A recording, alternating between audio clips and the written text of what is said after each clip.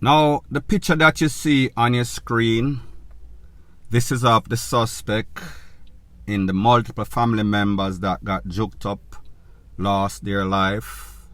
There were at least 6 family members in the house. 4 of them are now DEAD. I am speaking about 11-year-old, 14-year-old, 30-year-old lady, 44-year-old man. This is a suspect on the screen right here. His name is Mr. Courtney Garden, to be specific.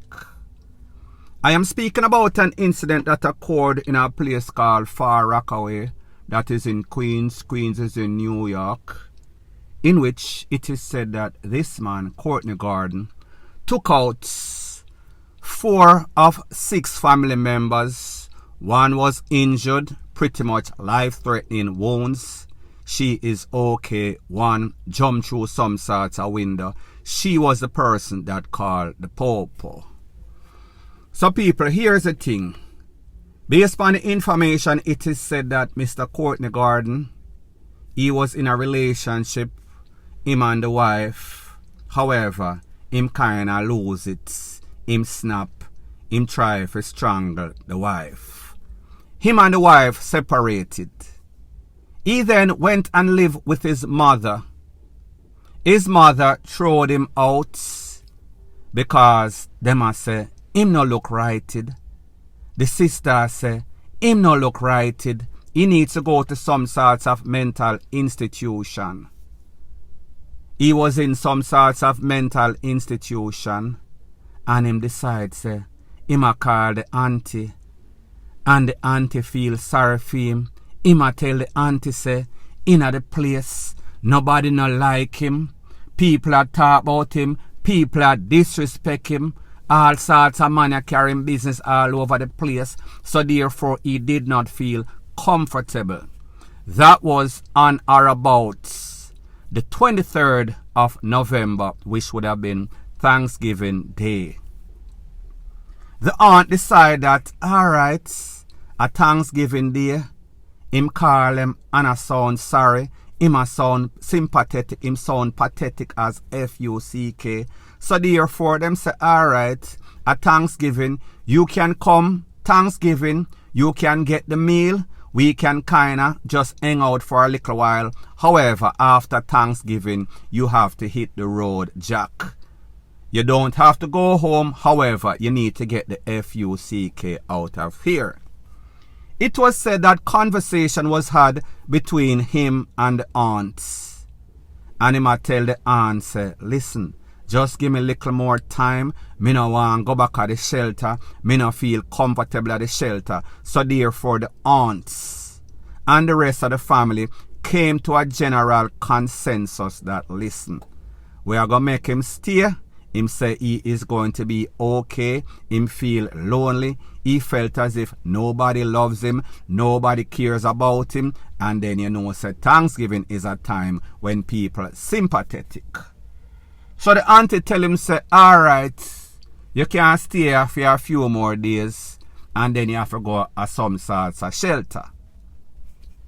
It is said that between the 23rd of November and the unfaithful Sunday, in which all of those persons lost their life, meaning 4, 1 got injured and 1 pretty much jumped through a window, they start to feel very uncomfortable. Them realize that him start act like a loner.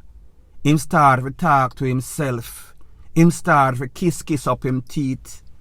Him start to make the people them feel very uncomfortable in a them own house. So therefore them tell him say him have to leave. As a matter of fact, it is said that they had some sorts of birthday party after Thanksgiving. And while he was there at that birthday party, him a act all jovial, him a dance. And when them look in him waist, them notice a steak knife, kitchen utensil that them see was missing for a while. So them a say to themselves, then hold on a minute, him a dance and a act all happy. However, him have a steak knife stuck or tuck in him waist, in him pants waist. That was when they saw it and them said to themselves, then hold on a minute them. We thought that this steak knife that we saw was a steak knife that was missing. What is he doing with the steak knife? They thought that probably he took it up, and because he was sleeping in the couch, him have it for him safety and security, protect himself or even protect the family, just in case anything pop off. They were not expecting anything like this. So like me say, immediately after that Thanksgiving gathering, he gave them some sorts of sympathy story. Them throw a sympathy party for him, literally. However, between that and the party day, them realize that him a act up. They make him feel, or he make them feel very uncomfortable in them own home. So the auntie tell him, say, alright, after Thanksgiving, we give a little time. That time has elapsed. It is said that the husband, the daughter of the auntie, Christine Watson, her name is, her daughter's husband, he told him, he confronted him and tell him, say, listen, you have to go, you make the people feel uncomfortable. People, it is said that that is when he snapped, because he claimed that nobody loves him. The husband of the auntie's daughter was the one that said it to him last, that listen, you have to go, you're making us feel uncomfortable, you talk to yourself, you act, you murmur, you act like some sorts of psychopaths. People, it seems as if that was the straw that broke the camel's back. It is said that on that unfaithful night, at about 4 to 5 a.m., the daughter and the mother, meaning Auntie Christina Watson, they heard all sorts of screaming coming from the house or the room that the children were in. Him pretty much rushing at the room, joke up the 11 and the 12 or 14-year-old. That was when the aunt and the daughter that live or stay in the same room heard the screamings coming from the 11 and 12 or 14-year-old room. Based on information that I am getting from my sources, including New York Power Department, it is said that he had it all planned out. The aunt was not going to be first. He was going to start with the people that could put up the most resistance, meaning the daughter of the aunt and the husband of the aunt. It is said that he sneaked into their room. He started with the man, pretty much take him out.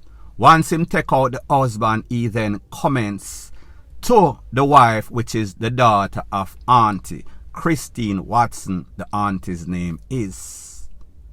After he left from that room, he went to the room of the children. It was when he was joking up those children, the aunt and the daughter that lived in the same room with her heard all sorts of screaming when they came out to inquire, meaning that in the room where the daughter and the husband and the two pitney 11 and 12 or 11 and 14 don't remember their ages. They heard, meaning auntie and her daughter, the next daughter that was untouched, the only one that was not hurt. They heard the screamings coming from the room. When they went to inquire, they saw the man coming towards them. That was when they tried to block the door. As a matter of fact, auntie was the one that was holding up the door. The next daughter pretty much ran in the room while auntie was bracing it. She then jumped on the bed and then jumped through some sorts of window, run from out of the yard, jump over a fence. When she knocked on that fence, nobody no answer her. She went to a next sort of fence and asked some people to use their phone. That was when she made that phone call. So therefore, the phone call was not made by the daughter, the 11 or the 14-year-old child that was in the house. They were pretty much wounded, hardly couldn't talk, hardly couldn't walk, hardly couldn't move. So that daughter of the aunt was the one that escaped without any sort of harm. auntie was juke up so badly, she had to be rushed to the hospital. She had to do all sorts of life-saving surgeries.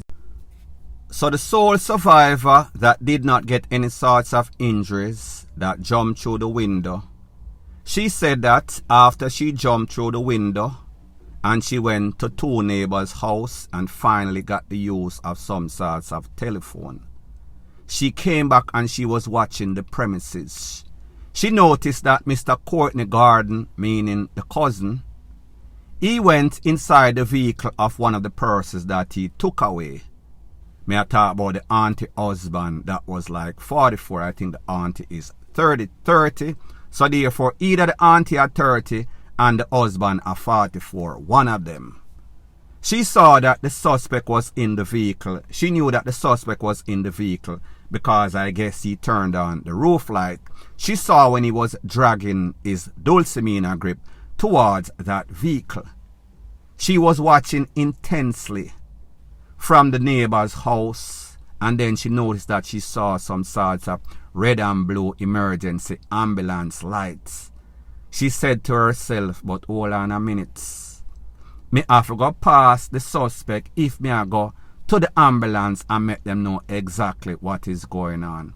It is said that she took the chance and she ran past that vehicle, ran to the ambulance, and then she was telling the popo, or maybe it is after.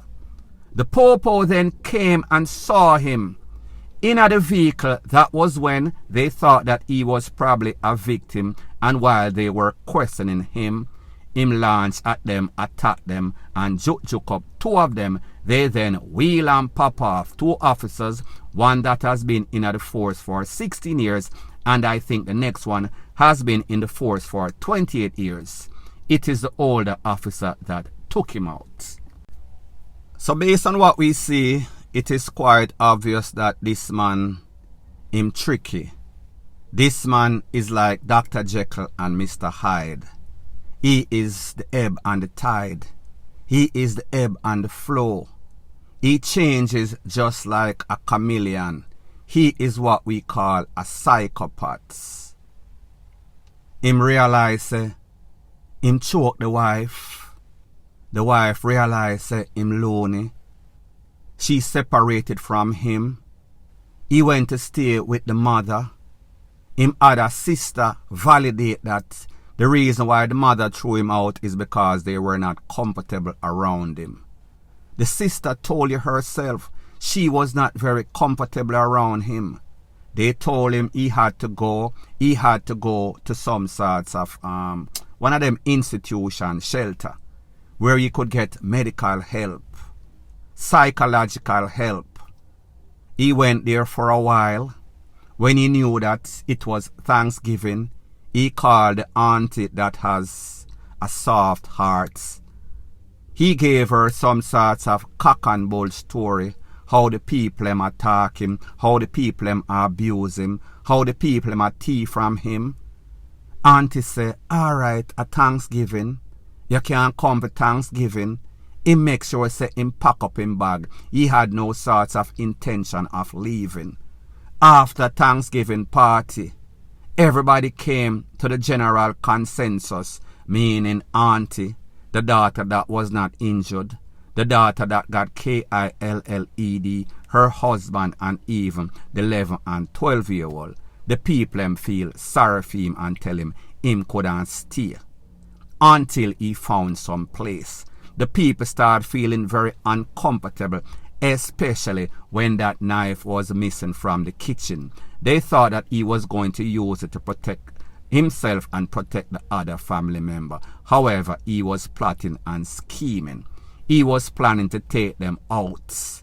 It is said that after the auntie told him he should leave, and then the husband of the daughter told him he has to go, they are uncomfortable with his presence. It is said that he said that nobody loves him, nobody cares for him, nobody wants to talk to him. Everybody pretty much turned them back on him, and that is when he flipped and started with the daughter's husband, then the two kids, then the auntie, then the child or the elder child that jumped through the window and called for help. People, this is a very tragic story. People need to learn, take heed. Like I've always said, sorry for Maga dog, them turn round and them bite you. As a matter of fact, when Auntie that did not lose her life but was badly injured was interviewed on her bed, she said that she asked him when he was trying to force his way in at the door when the other daughter or the daughter jumped through the window. You gonna really kill me? You gonna take away your auntie? Your auntie was sorry for you. You know exactly what he said to the aunts.